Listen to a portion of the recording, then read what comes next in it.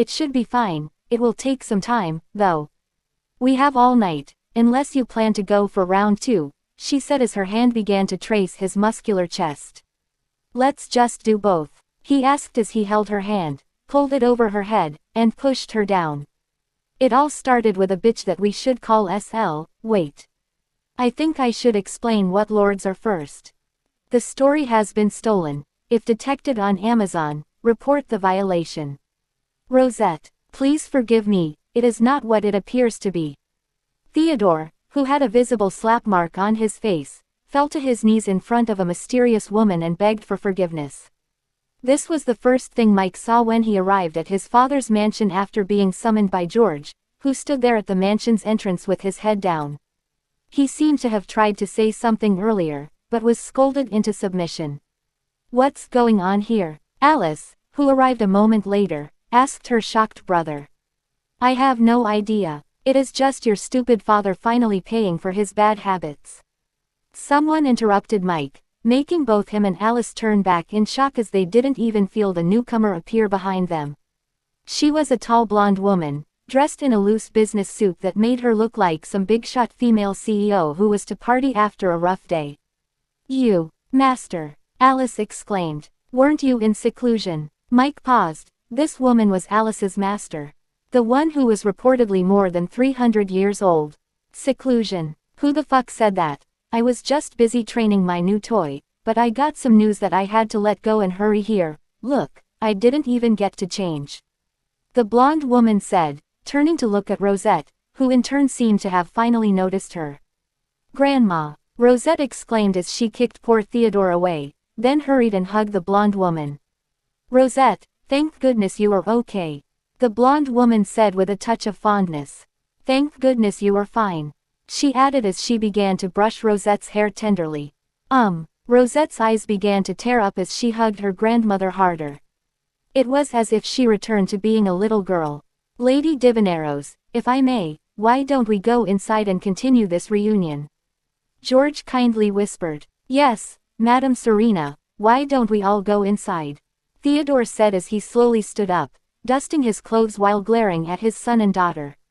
He didn't notice them before. Ariana is here too, and it is about time we hear their story. The blonde woman, Serena Divineros, thought for a moment, then, looking at her granddaughter, she nodded. Let's go inside, she paused, turning to look aside for a moment, before walking right inside with Rosette, who purposely decided to ignore Theodore for now. Mike and Alice thought for a moment, then silently followed. You saw nothing earlier, their father's whisper came right behind them. We have just arrived, Mike said as Alice nodded, not daring to look at their father. They hurried inside. Master, George hesitated. Save it, Theodore sighed, then followed. 3 moments after they left, 3 little girls walked out from behind a tree as a strange barrier dissolved. Lara, Yin, and Elle. Was that woman the demon? Lara asked, worried about her father, who was humiliated in front of her. Could it be that she used some kind of magic to charm him? Not that one, it is inside. Yin responded as she felt the strange aura around the mansion. Then, young Lady Lara, someone suddenly said, startling the 3 little girls. Ah, George, how, since when? Lara asked as she looked at the door, then at George, who had supposedly walked inside but now was standing in front of her. Lady Divineros is inviting you to join them inside, he said, gesturing to the door. Lady, she is Alice's master, Serena Divineros, a supreme elder from the heavenly sect. Be very respectful to her, he said. That woman who was with your father is her granddaughter, and also your father's old girlfriend. He bowed a little and whispered. Ah, oh, and the demon young lady felt might be her daughter, he explained, nodding to Yin. Now come on, let's go, they are about to begin their story, he said, glancing at Elle before turning to go inside again. If not for Serena's warning, he would have never noticed those little girls at all. Elle's power was making even someone like him wonder what kind of powerhouse she would become when she grew up. Shit, Margaret, who finished round 5 and lay in bed, cursed. So in the end, we are really at the bottom of the food chain. she exclaimed as Victor finally finished telling her what he knew. He had to stop a few times to use his tongue for other things, so the story took some time to finish. Yeah, we are screwed, he said as he lay beside her, brushing her hair with his fingers. I don't think that, Margaret said after a moment of thinking. According to what we know, our time loop should be the most recent, so, technically, we still have an edge as we already know the final result from your future. Good point, but still, there are many variables and hidden elements. My earlier assumptions built on what I knew were completely wrong. This world is not as chaotic as I first suspected, there are scams in scams. He confessed. Yeah, SL's death is super sus. And our actions might have already begun to change things. Mona, for example, he added. Oh, we should find a way to get some info from that girl. Margaret said. Mona definitely knew something about the other timeline. Yeah, besides that, what should we do now? Stop everything, she frowned. No, as before, we still need to make sure to lessen the damage of the reckoning. He sighed. Let's stay low and wait. Going any lower, we would literally be ending up underground. We have no choice for now, he sighed. We should take our time and remap what we know about all the world's forces. Yeah, I will be acting alone in the next period. If my guess is correct, the Jade Dungeon after the tournament might hold some of the secrets we want. He said. He would decide what to do after figuring everything out. Mainly, what was the Spirit Empress's master plan? And whether she was a friend or a foe. You were planning to go there from the beginning. Yeah, my list of objectives for going there is just getting bigger. So it is still Vic. Yeah, I might take Lynn along, since I can disguise her using my skill. He pondered. She will also take a role that I planned for you, he sighed as he rested his hand on her stomach. I am already getting jealous. We also need to go visit her family's grounds on our way there to get a few things.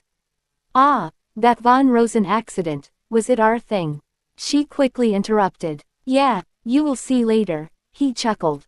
You got it. Yeah, just need to go get it out. Cool, Margaret said as her eyes began to sparkle. How big? Huge. Then, Wood Alpha, don't even think about it. Victor smacked her perverted head. If what she wanted were to happen, Alpha would become broken beyond repair. How is Zolan doing? He asked me to change the subject.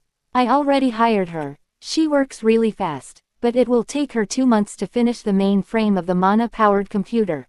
Our sex robot's plans would take ages at this rate, let alone the flying ship, she sighed.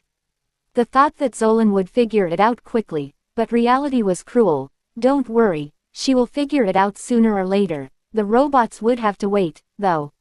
I have something else in mind. It is something that I have been working toward ever since I returned to this timeline, and I was even going to entrust it to Lily when it's ready, but, he hesitated. Something wrong with Lily. Not with her in particular, but my fate connecting to her has problems. Don't worry about that, he said, looking at the golden threads in his vision. The trouble in her family might be far beyond what we first expected. He sighed. I don't understand, she frowned. She knew he was hiding something from her. But knowing him, she decided not to dig deeper. It's complicated, I don't want you to think about this stuff for now, he said. He didn't want to tell Margaret about the strange fate threads for now. Her fate with him was a normal one, so it wouldn't really concern her. Anyway, after seeing the other lords were scheming around, I discovered that I am really limiting myself by my lack of imagination. My initial plan's scale was completely wrong. He said. I am not following. What plan are we talking about? Margaret sat up and looked at him. I call it tomification. I was planning to keep it for a select few, but now, the scale will be the entire world.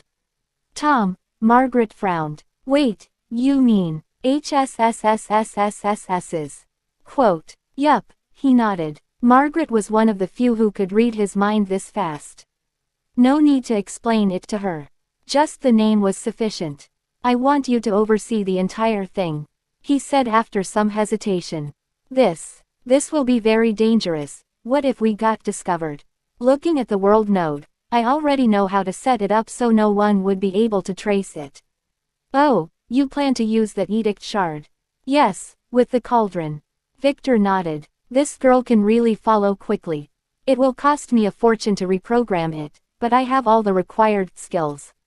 Can it handle it? It should. We just need the mana computer Zolan is working on for it to work, in addition to a few other elements that I mostly know where to find.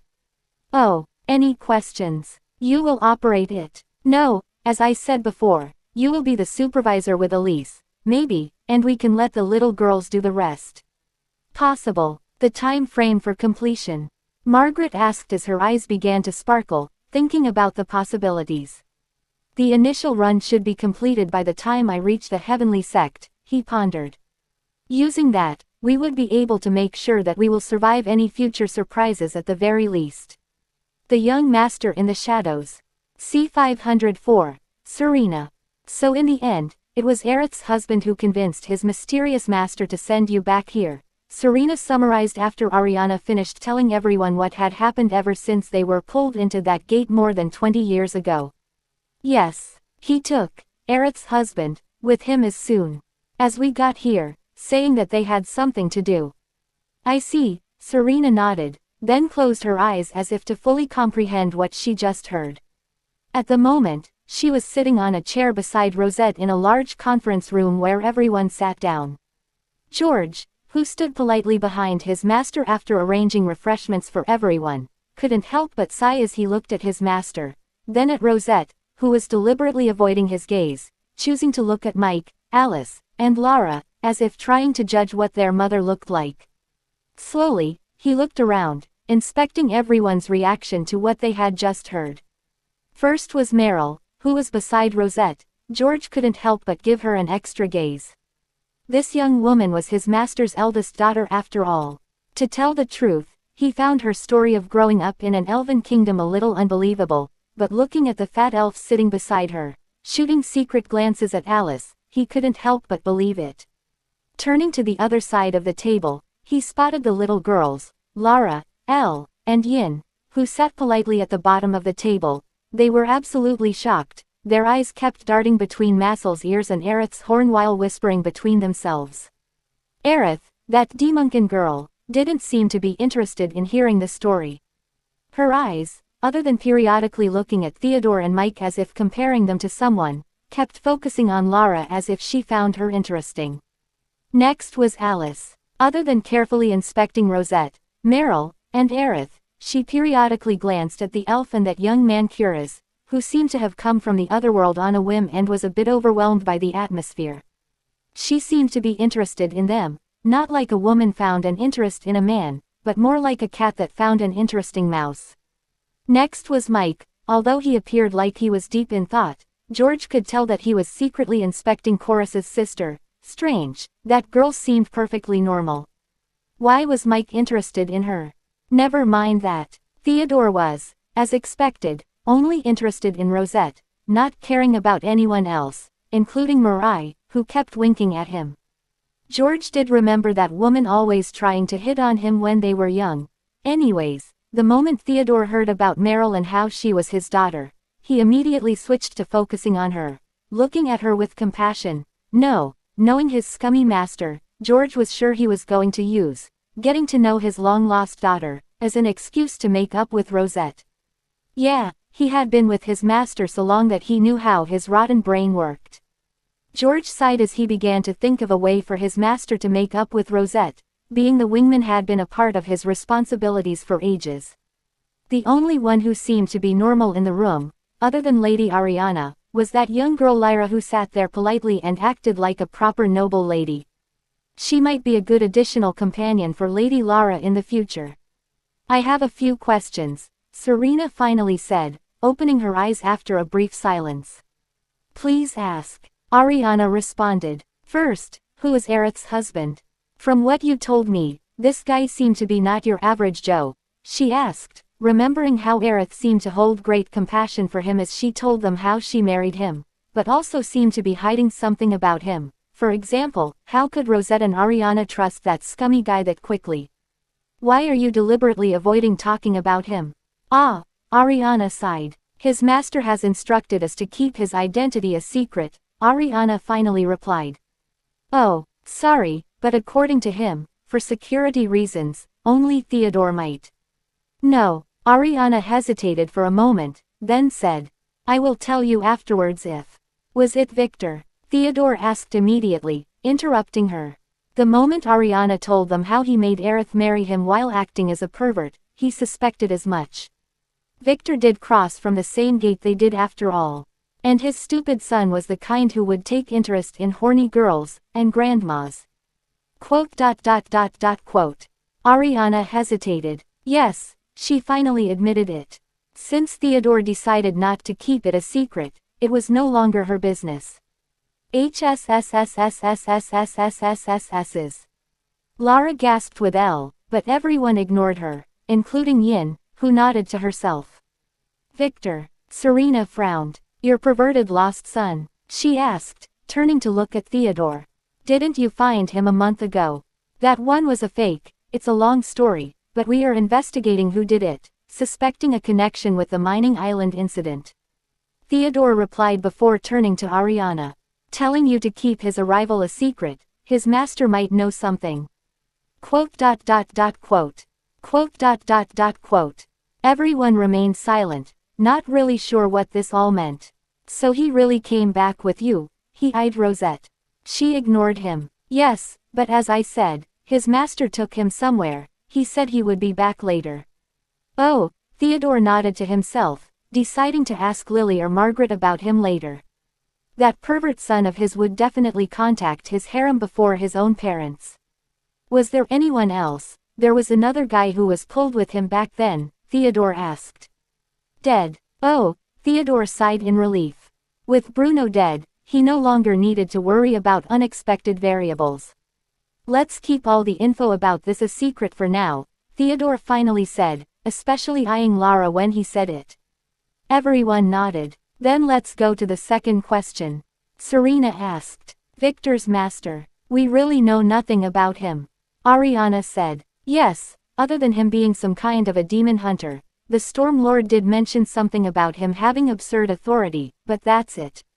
He seemed to be from this world originally, Rosette said, looking at her grandmother. Oh, and according to her lordship, he is not a lord. She finally added. A lord. Isn't that just a title? Theodore asked with a frown. When he heard them mentioning the Storm Lord and the Sun Lord, he thought these were some otherworldly ranks, but from the way Rosette phrased it, it didn't seem that way. No, and don't ask about things that you shouldn't. Serena scolded him. Keep all the facts about lords a secret for now, she turned to Rosette and said. Does this world have lords? Rosit couldn't help but ask. Quote. Serena sighed. Yes, and no. In a way, they are no longer relevant, that's all you need to know. She firmly said, ending this argument. Let me ask you a few questions about the other world then, she added, changing the subject. Theodore, who watched them go at it again, sighed, then slowly stood up and walked out of the room, giving George a glance to report what they would be talking about later. At the moment, he had a phone call to make. What? Sorry, but that's a little inappropriate. I am your daughter-in-law and such, not that. Oh, your son? Oh, sorry, I totally misunderstood. He is right here, just finished assaulting me like a beast. You really raised a hunk of a son. Ah, one moment. Margaret, who lazily lay in bed wrapped in sheets after a long, exhausting battle, said on her phone before turning to look at her husband, who had just finished taking a shower. It's for you, she said, throwing the phone at him. Victor raised one eyebrow at her as he caught the phone and put it to his ear. Hi, Daddy, bastard. Why didn't you call me as soon as you returned? Theodore's scolding came from the other side. You know the priorities, hoes before bros. It is the fucking reverse, and I am your fucking father. Theodore couldn't help but scold from the other side. His son was getting more and more brazen every time he talked to him. Quote. Right, there was that too, Victor chuckled. Missed me, like hell, Theodore scolded. He was just worried, but he was not going to say it. Weren't you supposed to be with your mysterious master? Nah, it was just an excuse as I wanted to slip away and spend some time with my wives before introducing Aerith to them. He replied. He had been watching Ariana's debriefing through mic, so he was expecting his father to call any moment. Did Margaret tell you about the situation? Yeah, that Axel guy, do you want me to play along? Yeah, talk to him and sort things out between each other, I don't want to alert the snake. Theodore said, glad that his son was smart enough to figure things out quickly. I understand, Victor nodded. Through Lynn, he could tell that Axel had already finished conquering that dungeon and should be here in a couple of days. Now I am a busy man, do you need anything else? What are lords? Theodore curbed the urge to curse at his son and asked directly. Some sort of very strong players. According to my master, they have some other rules, but I am not sure about the specifics, Victor said. Think of the strongest boss you fight, then make him 100 times stronger. HSSs. Then, I am not sure about their existence in this world. Grandma Anne might know something. Victor said. After hearing what Alpha said, he suspected that some facts might be kept to the head of each family.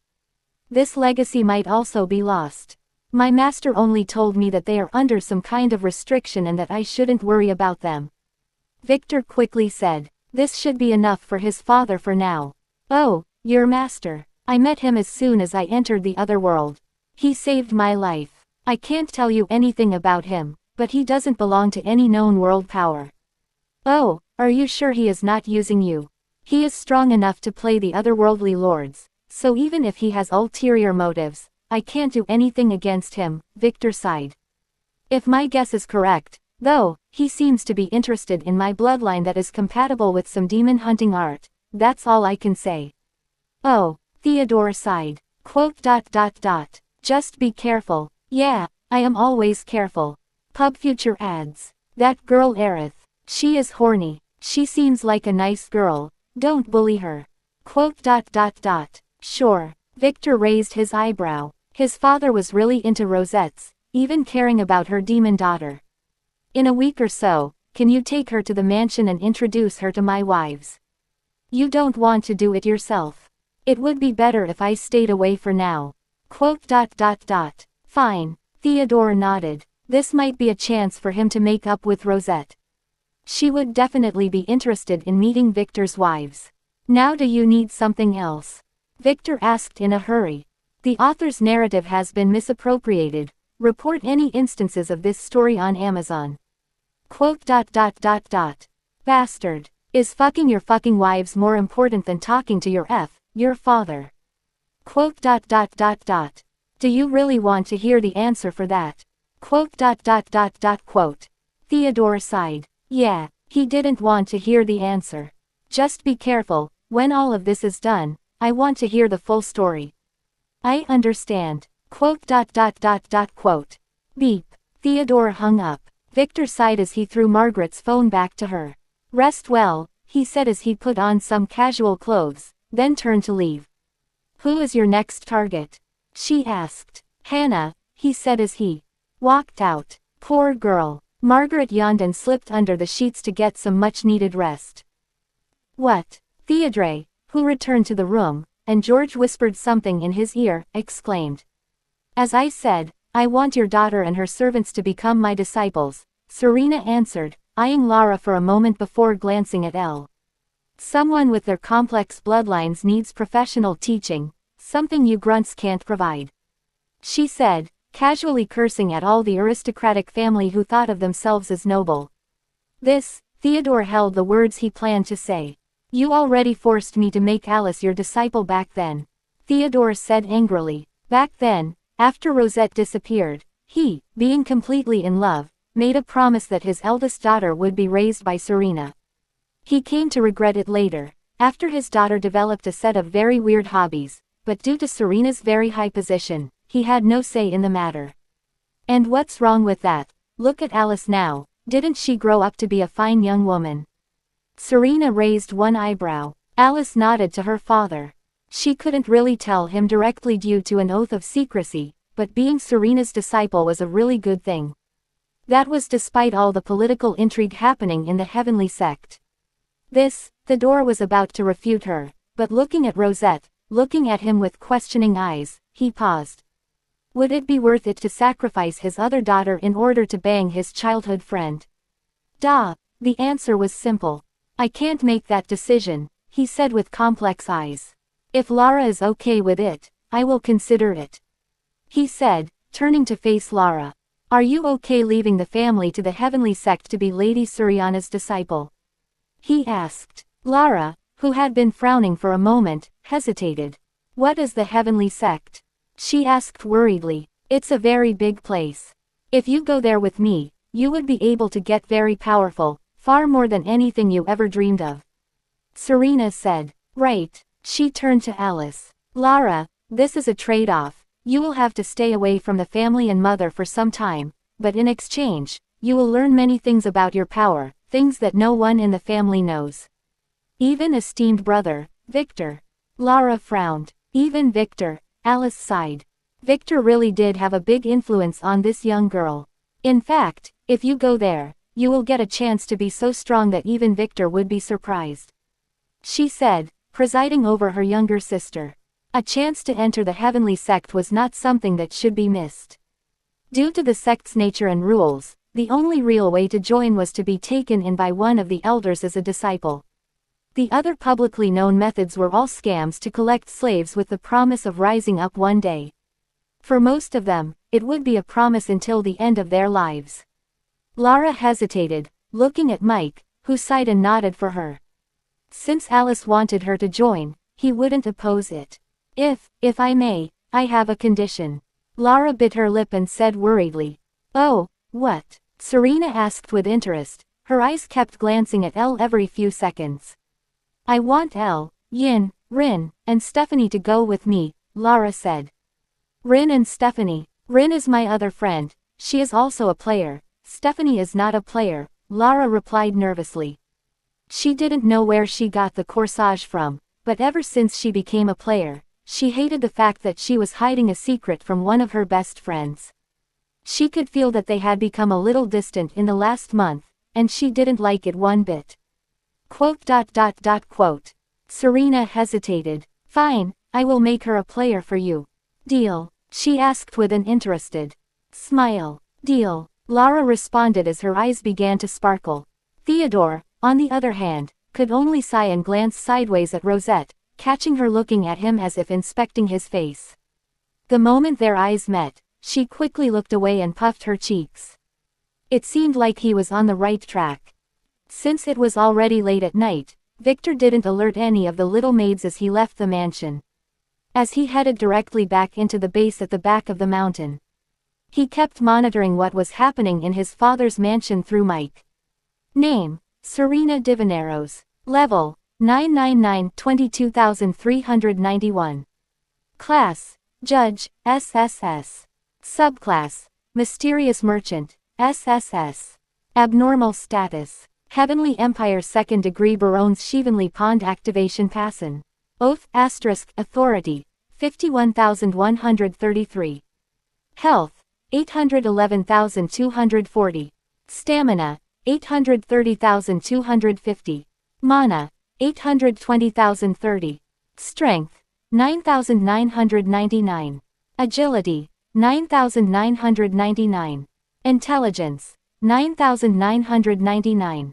Luck, 41. Charm, 50. Order, 1,993,121.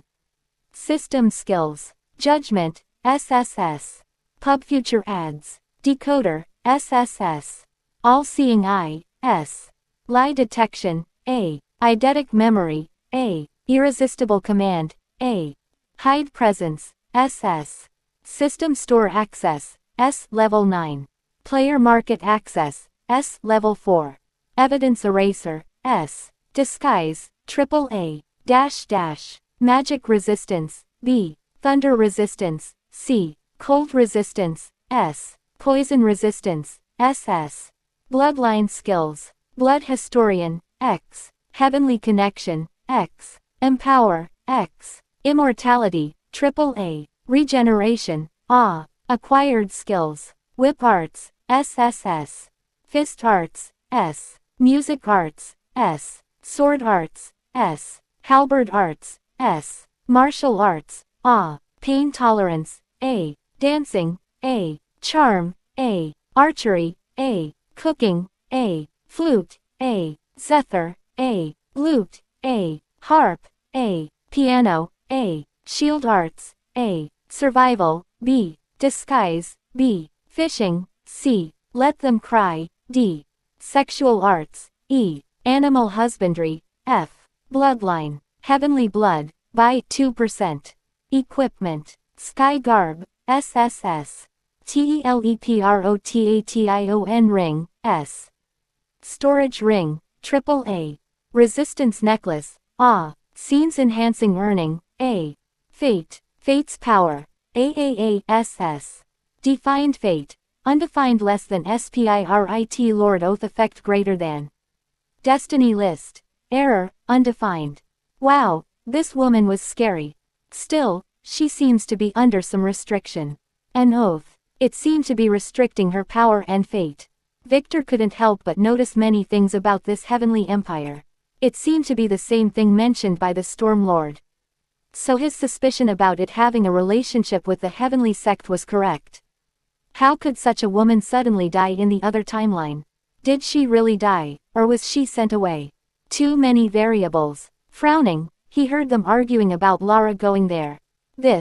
Well, for now, it would not be a bad thing. To tell the truth, he had been worried about Lara lately. Her unexpected rise into power was a little problematic. Especially as she grew up and entered her rebellious age. His father's impregnating women skills clearly didn't come with a parenting guide. Also, the heavenly sect only suffered damage in the other timeline after Caspian rebelled. Other than that, it was a very safe palace during the reckoning. PubFuture ads. He sighed, thinking about it. Well, at least he would be able to check on her later after he goes there. As he thought about many things, he finally arrived at the secret base. There, he walked past the totally oblivious guards, going directly to the underground lab. In a way he was testing the security here, and it was not bad for a hidden power that no one knew or cared about, but knowing what he did now, he decided to buff it up in the future. Using an automatic array would be his best option, but he didn't have enough shard stones to replicate the security in the mansion, so his best option for now was to try one of the protection arrays he found in some of the books he newly acquired. He sighed as he walked and finally located a certain lab. He stepped directly inside. It was a large hall with huge tube tanks scattered around. Inside them were what appeared to be disfigured bodies of unknown creatures. For a second there, Victor suspected that he might have walked into some kind of sci-fi movie set. An unfinished one at that, as the lab was mostly empty with that stuff only taking up a small corner of it beside a large desk where a certain girl was sleeping in her disorganized desk and drooling over what seemed like a stack of design paper. Hannah. Victor was by her side and, without caring to wake her up, he fired up her PC, logged right in, and began to comb through it. After going through a few BL comic collections, he finally found the data he needed. Sighing, he began to check her experiments data. Fuck, he cursed after just 5 minutes. He understood nothing. This girl's data-keeping habits were a total mess. Damn it. Well, at least if someone were to really infiltrate this place and try to steal the data, he would be totally lost. Victor. Hannah, who woke up abruptly and was frightened by his sudden cruising, exclaimed as she sat up. Sorry to wake you up, he said, not being sorry at all. Don't you have a bed? Why sleep in the lab? Been busy on something, and I like it here. When did you come back? She asked as she secretly sent a message to Margaret using her phone inside her lab coat. A few hours ago, he said. I've just finished with Margaret, and since everyone was asleep, I thought I would come and check your progress. Oh, it seemed like the experiments are not proceeding well, he said, eyeing the corpses in the tanks. At first I thought they were, but after some time it's turned into a complete mess. She sighed as she eyed her phone, then relaxed a bit. This one was the real Victor.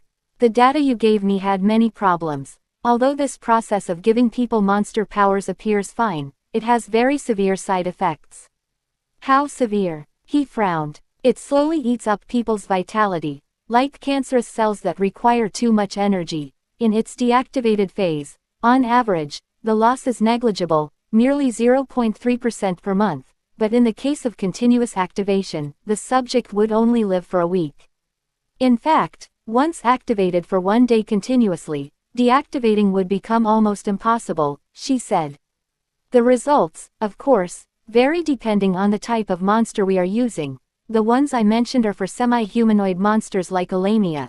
If I use the flesh of a humanoid, a goblin to be exact, the subject would survive for a month and a half.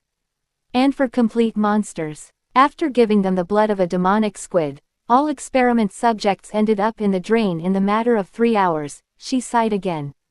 The dragon egg you gave me resulted in an instant explosion. Victor frowned. It seems like his plan to turn his chicks into dragon chicks was not going smoothly. I have some info. In fact, it came from your cousin Louise while punishing her, he said after pondering for a moment. Punished? Already? What did she do now? Hannah frowned. She really liked Alpha, but she knew how crazy she could get sometimes. But why would Victor punish her as soon as he returned? Nothing important. Ask Margaret about it later, he sighed. Anyway, according to her, all the aristocratic family bloodlines might be artificial, granted by someone. The whole thing about another worldly creator being our ancestor is a lie. Impossible, Hannah frowned. Where did Alpha get that? Some family heritage. Quote. Hannah frowned even more. Even if, I don't think it can be true, the genome factor is simply too integrated in bloodlines. It's just random info for now, we need to verify it, he said, but if it is true, that would mean that von Sway's techniques might be them trying to replicate that method. So I had this thought, maybe their direction was completely wrong. Quote. Hannah frowned as she looked at him. Do you happen to have some idea? She asked. Yeah, let's focus on the term bloodlines. Oh, ditching the flesh and using blood. She raised one eyebrow, then sighed and shook her head. This sounds plausible, but it won't work. In the data you gave me, von Sway seemed to have tried this, and they failed. Remember the blood purification pill you made for me? Consider using it as a base. She frowned. You might not know this, but I tried giving one of the leftover pills from back then to a subject, but it didn't work. She replied. It didn't affect his body, but he went mad and started attacking and biting people like some kind of zombie. Victor paused. Of course, he was not a real zombie, don't worry. She said. Oh, Victor frowned. Did you try to use other bloodlines? I did, the results were less severe, but other than giving them some severe side effects, it didn't work. She shook her head again. Quote. Victor frowned. Then what are your thoughts now? No idea, been working on something, but it is not very promising, she said.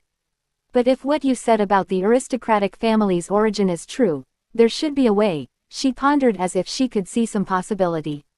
What? He asked. Alchemy and biology stuff were beyond his area of expertise, as he never dabbled in them in his past life. No idea, but I might find something. I need samples, full bodies. She said as she eyed him. From the aristocratic families? He asked as he raised one eyebrow. This girl didn't even dare touch a body a few months ago. The von Richter girls seem to be all somehow a little crazy. Well, injecting a shit ton of memories into them as young children might be the cause. Yes, the purer the bloodline, the better. How many? 200 different ones should be fine. Would it be hard? She frowned. Alive or dead? She paused for a moment. I didn't mean corpses. She spat, noticing how he was looking at her. I just need blood samples, maybe some other bodily fluids too, she said, glaring at him. Although she didn't mind experimenting on murderers and rapists that Alpha secured for her, she was not going to target innocents for her experiments. Other bodily fluids, Victor swallowed. Remembering that the Fragrant Shadow team was made up of former hookers, it should be doable. You know, Hannah blushed a bit as she looked away. Fine, he sighed. Well, is that everything you have for now? He asked. Well, it had only been a few months, and expecting amazing results in this timeframe was unreasonable. Yeah, sorry, she sighed. She felt a little embarrassed. as not making a lot of progress depicted all the resources they had been providing her. It's fine, what about the other thing? What other thing? She asked. She turned to face him again with a frown. Did he want something else from her? About you finally accepting to marry me. When the fuck did I say I would do that? She asked as she looked away to hide her face. His confession came out of nowhere. Didn't we agree that I would wait for you until you choose to accept me? He asked with a hurt voice. I never said I will ever do that. I am here just to do experiments for you. That's our deal, she spat. Damn it, she could tell that he was trying to make an advance on her, but she was not ready yet. Quote. Victor smirked. Well, I will wait for you. Bastard, you will wait while scamming some other girl. Hannah couldn't help but hiss. Now go, I need to think about a few things. She gestured for him to leave without looking at him. Her heart was beating hard. It would be a lie if she said she was not interested in him. After all, after meeting him, he was the only guy who would appear sometimes in her dreams. Especially after breaking up with Sebastian. Still, she felt that she didn't know Victor well, and relationships were things that needed time, and he had a lot of wives, and she was not ready yet. She needed to know him more, a little more. He was not her type after all, but he was really handsome. Why was she remembering that scene from her dream now? No, she had to calm down. It would be very embracing if he knew what she was thinking about. Calm down, Hannah. Victor smirked as he watched her go blank with many random thoughts and squeeze her legs a little. Slow cooking using his absurd charm was in the process, not bad. Right, I have a few things for you, he said as he placed a wooden box on the table beside her. This is a gift from the other world. I thought of you when I saw it. It matches your eye color. I will check it later, she said without daring to look toward him. Well, feel free to call me if you need anything else, and take care of your health. I don't want you to have black eyes when we consummate our marriage, he said as he turned to walk out. Bastard, she cursed at him behind his back, finally turning to look after hearing the door closed. Biting her lip, she turned to the box and opened it. It had two things. A necklace made of some strange material with a dark blue gem that matched the color of her eyes perfectly, and beside it, a luxurious-looking storage ring. She blushed a bit, checking the necklace, then turned to the ring and grabbed it to see what was inside. HSS's, she gasped as she began to breathe heavily in excitement. Inside the ring, there was the furniture, an entire lab full of all kinds of materials and strange, otherworldly alchemical instruments. She could recognize only some of them, but from the materials they were made of, she could tell that those things were absolutely precious. How the hell did he get all of this? Loot the lab of some kind of famous alchemist. The young master in the shadows. C505, just a little feather. So in short, Lara is going to go to the heavenly sect, Elise said as she and Victor descended from the car in front of the biggest theme park in Vane City. White Park, yeah, it belongs to his father. In the past, it was run by Nick, but nowadays, George was the one handling its affairs. Yeah, Victor sighed. Is it a bad thing? Elise, who adjusted her pink frilled t-shirt and denim shorts, asked.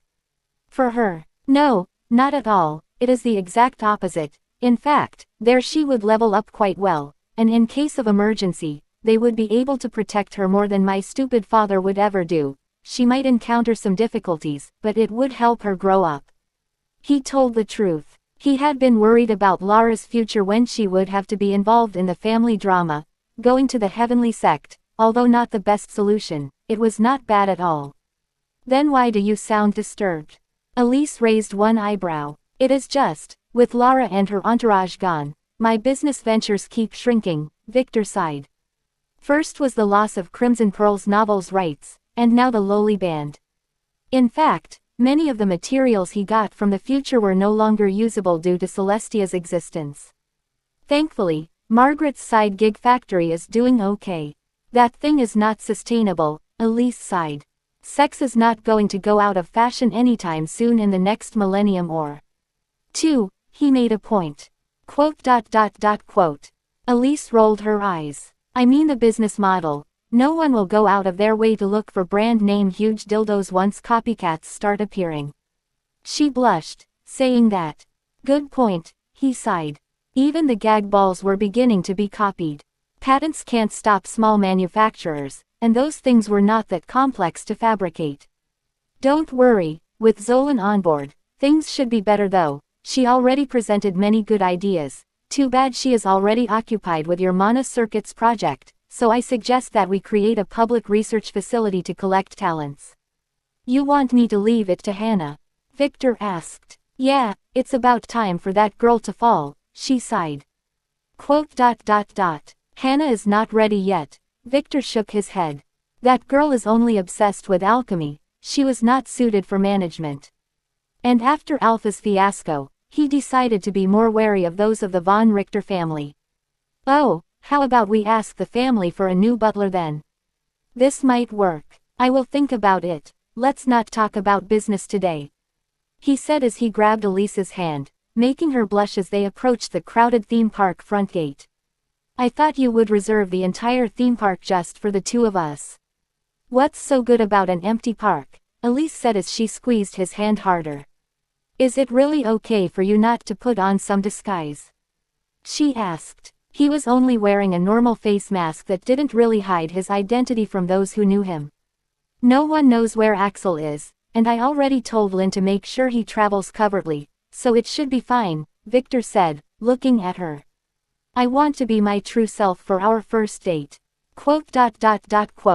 Elise blushed harder as she squeezed his hand again. Let's go, he said, dragging her to a side gate where, by just flashing the family token, he was allowed in ahead of all the people waiting in line. Some shot him angry glares, but that was all they could do with 6 bald, burly chicks following behind with a cold gangster vibe around them. So, where to go first? Victor asked as they walked inside. Let's try the Ferris wheel, Elise said in excitement. Due to her past, this was her first time going to a theme park, so she couldn't wait to try everything. Victor raised one eyebrow, knowing perfectly well what kind of romance fantasies this little girl was having. If she was not planning for something, she would have brought some of the little maids along after all. Let's go, he said with a sigh, wondering if he could go through the day without getting arrested. Don't worry, I already prepared a fake ID, she said as if reading his thoughts. Damn it, the dirty little girl had come prepared. Damn it, letting her spend time with Margaret had really rotted her pure mind. Julian adjusted his purple suit, then, after taking a deep breath, walked into the reception hall.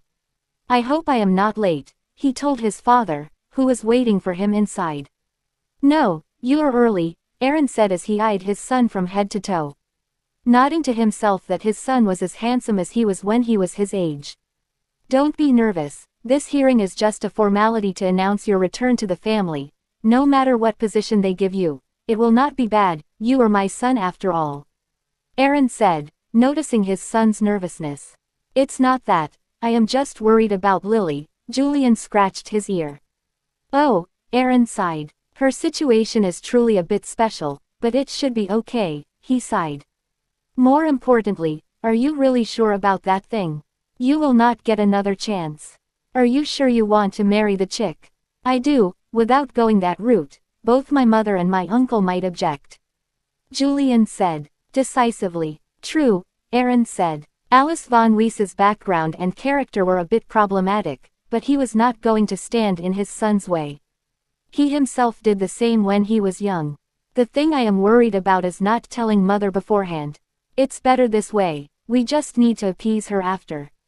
Bam! So you are already here, someone said, making the startled Julian turn toward the door where his mother walked in, followed by a petite girl who had bluish-tinted hair that resembled that of his mother's.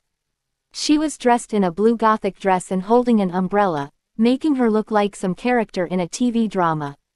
Mother, you are here. This is, Julian asked, despite fully knowing the answer. Oh, right, this should be your first meeting, Catalia said. Julian, this is your younger sister Tulip. Tulip, this is Julian, you two should have met in better circumstances, but you know how things are around here, she said, glaring at her husband. "Ah, yeah," Aaron coughed dryly. "Hello Tulip, nice to meet you." Julian stepped forward and bowed ceremoniously toward his little sister, making sure to inspect her from head to toe. She was cute. "Hello," Tulip also lifted her dress and bowed a bit, feeling his eyes inspecting her. She couldn't help but roll her eyes in disgust. Men were really perverts. All of them, including that bastard Vic. Damn it, why does she keep thinking about him? "Sis, are you okay?" Julian asked, noticing a sudden frown on his sister's face. "Ah, just remembered something unpleasant," Tulip said. "Don't mind me," she said as she looked away. Julian didn't know what to say. "So, I heard you grew up in Mother's hometown. I have never been to the Sunken Empire. How is it there?" Julian asked casually, starting up a conversation. Tulip sighed. "Wet, I don't want to talk about it," she responded briefly before turning to her father. "Father, where is Big Brother Perez?" she asked. "He is still in a closed training session. You know how that guy can be, especially with the tournament approaching." Aaron sighed. "Wait, you met Perez?" Julian asked Tulip. "It happened 2 years ago, it was a coincidence, and he helped me in a dungeon." Tulip answered briefly. "Nothing you should be concerned about," she couldn't help but add. Julian scratched his head. Was his little sister a little annoying? "Oh, Tulip, did you think about the request you wanted to submit?" Aaron, noticing the weird atmosphere, asked to change the subject. In the family, when a member finishes their test and re-enters the family, he has the right to request one thing. Whether the family council would agree to it or not was not guaranteed, but if it is reasonable, it would pass, and no one can stop it. This was meant to solve any last attachment a member might have to his life during the test. Tulip, although she didn't have to pass through that trial, her entering the family granted her the same rights. "Yes, I will reveal it to the council later," she said with clear murderous intent. Aaron looked at Catalia, but she just raised her shoulder as if telling him she also had no idea what was going on in her daughter's mind. That would be a lie, though. Ever since Tulip returned from that moon dungeon, she has been totally obsessed with that Vic guy. Catalia knew perfectly well what her daughter wanted. "This way please, say hi to your parents before we proceed." Suddenly, the door opened again, and a black-haired girl in a white sundress walked in. Lily. HSSSSSSSSSSSs. Tulip couldn't help but gasp as this was their first time meeting Lily since she returned, having only heard about her from her mother before. To tell the truth, she was shocked. Lily's beauty was something that even her master, the Void Lord, couldn't rival. Catalia and Aaron, who had secretly watched his daughter when she was brought in, were more composed. The same could be said for Julian, who had long associated her angelic looks with her demonic character. Lily stepped forward before politely presenting herself by lifting her dress. "Lily von Krona, it's nice to meet you for the first time, Father, Mother," she said as she bowed slightly. "Big Brother Julian, nice to meet you again, and you must be," she frowned, looking at Tulip as she didn't recognize her. "I am Tulip, your younger sister." Tulip bowed awkwardly as she inspected Lily from head to toe, the same way Julian had inspected her earlier. Holy shit, how can a girl be this beautiful? Although she never cared about outer beauty, she couldn't help feeling a little jealous and a bit inferior. Just a little bit. If she had to compare Lily's beauty to someone, it would be that Vic guy who... Damn it. Why was she thinking about that piece of shit again? "I know it feels a little awkward getting to meet us like this," Aaron said, knowing that his daughter's robotic behavior was due to the cleansing ritual that stripped away a lot of her old feelings. "In time, we shall get to know each other," he said. "I am looking forward to that," Lily replied, but still, her voice was a little cold. Catalia sighed, then stepped forward and hugged Lily, taking her by surprise. "Just remember, no matter what happens, I am your mother." Out of nowhere, Lily couldn't help but hug her mother back as 2 tears fell from her eyes. I, she began to mumble, truly not knowing how to react. Not only did she know her mother during her Timless Crow adventure. In the timeline before, the one she just remembered, her mother died protecting her from a demon's attack. It's okay, child, Catalia sighed in relief as she brushed her daughter's black silky hair. Maybe Aaron was right after all, time would heal their relationship. Tulip, who watched her mother and Lily hug, couldn't help but frown. Was this the same strict mother she was familiar with? Well, maybe this was for the better. Only Julian couldn't help but sigh, knowing many things about Lily. This must be her first time hugging her mother after 2 timelines, so he couldn't help but sympathize with her, nearly forgetting the hellish training she made him go through. Nearly, he would never truly forget that. Unauthorized use. This story is on Amazon without permission from the author. Report any sightings. I hate to break this family reunion, but we have a ceremony to proceed with. The elder who brought Lily a moment earlier said, breaking the atmosphere. Lady Tulip, young Master Julian and Lady Tulip, the 3 of you follow me to the lower hall. Lord Aaron, feel free to move to the observation deck, he said before turning and walking out. Lily, Julian, and then Tulip quickly followed after giving their worried parents one last nod. Moments later, only Aaron and Catalia were left in the hall. Did you investigate that? Catalia asked almost immediately. I found a record of the doomed demonic millipede's eggs in the family. There should have existed 3 pairs in the northern vault, but none remain, with no record of anyone taking them out, Aaron replied as the smile on his face disappeared. Eric, Catalia asked. It could have been anyone from the High Council, he sighed. Don't worry, I will get to the bottom of this. You'd better do that if you ever want us to share the same bed ever again. She spat before turning to walk toward the stairs heading to the observation floor. Eric could only sigh and quickly follow after her. I hope that's satisfied you, my dear lady wife, Victor said as they stepped down from the Ferris wheel. Elise held her silence and just puffed her cheek as she walked ahead of him, not allowing him to see her blushing face. Her plan failed, miserably. Victor could only shake his head, watching her. The filthy little girl seemed to have come prepared as she ordered the chicks to stop the machine halfway through, leaving both of them stuck up there for more than 30 minutes. She even released a potent aphrodisiac in that close compartment.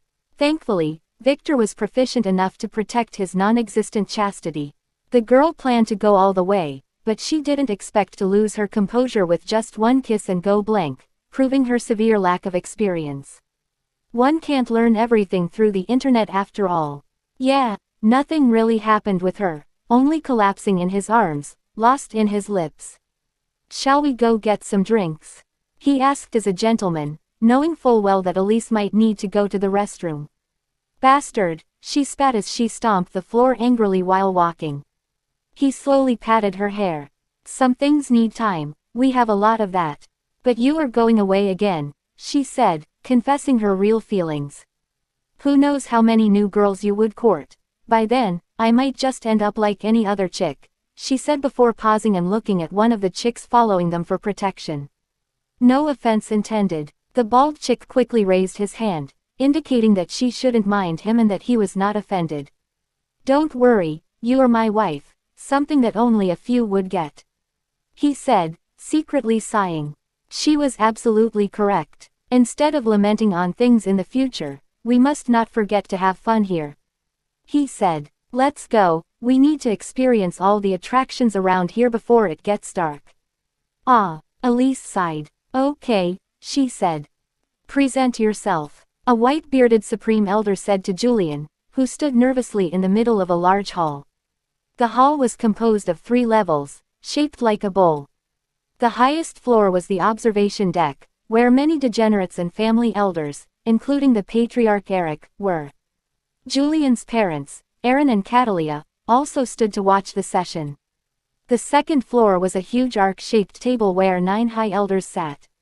Their mission was to test and question the heir after his trial, then decide on a suitable position for him in the family. On the lower level, Julian stood in the center in front of a huge obsidian table that stretched more than 10 feet across the room.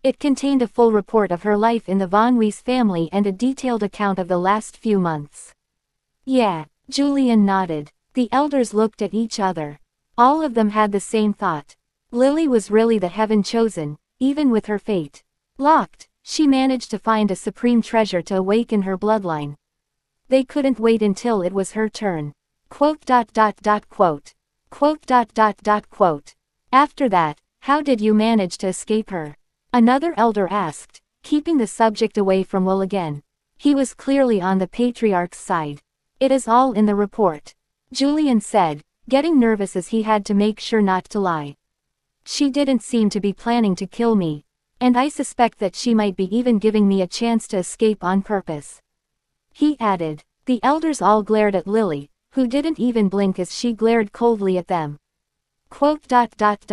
According to her, she was just ordered to brainwash him. She never intended to kill him, the elder who was flipping through Lily's report finally whispered.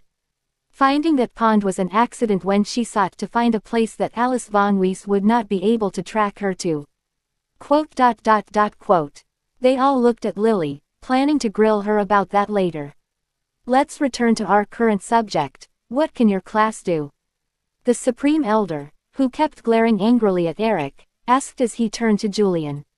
You don't have to go through the details, but since it doesn't exist in our database, I want you to give us the gist of it. This might affect the family position we give you later. Do things with the soul. I can heal others' souls, attack them, and even have immunity against most soul-based attacks. My skills also allow me to attack enemies who have a soul form, like ghosts and such. Julian quickly responded. Oh, the Supreme Elder nodded as he inspected Julian from head to toe. As one of the highest authorities in the family, he was one of the few who got to regularly read the reports about the heirs' trials. In the past, he held little regard for Julian, who failed to be anything special. And since he didn't become a scion, his rank was suited to become a normal heir at best. But now, with his bloodline and this class, he was suited to become an elite heir. In the future, if you manage to get a high position in the family, what do you intend to do? The Supreme Elder asked. I want to work to protect and strengthen my family, Julian answered truthfully. I also want to make sure that no tragedy like what happened with my sister ever repeats. He added. Hearing him, his father squeezed his fist as he glared at the patriarch. Quote. Good, the Supreme Elder, who seemed to begin looking at Julian more favorably, said. We will consider all of this before giving you a good position. Now, for returning to the family, we can grant you one request. Is there anything you want? I wish for the family to formally engage me with Alice Von Weiss, he answered directly, having already consulted his father about this.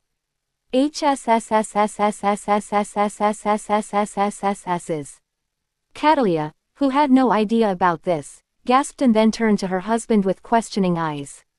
He gestured to her to stay calm for now.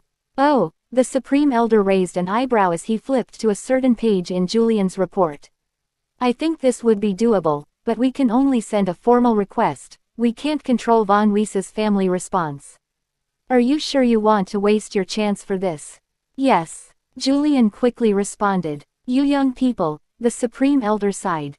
Then Supreme Elder. We can't, one of the elders wanted to object. Why not? The girl's status is more than enough, and after what Julian went through, it should be fine. But what about the girl's allegiance? Things like this never stopped you from marrying into the Von Astrom family, unless you discuss family secrets with your wife. The elder held his tongue. At least let us vote. Fine, who is allowing this request? Raise your hands. 6 raised their hands, including the Supreme Elder. The other 3 just clicked their tongues. The matter was settled. Julian, you can step down. Come to my office in the evening to get your assignment.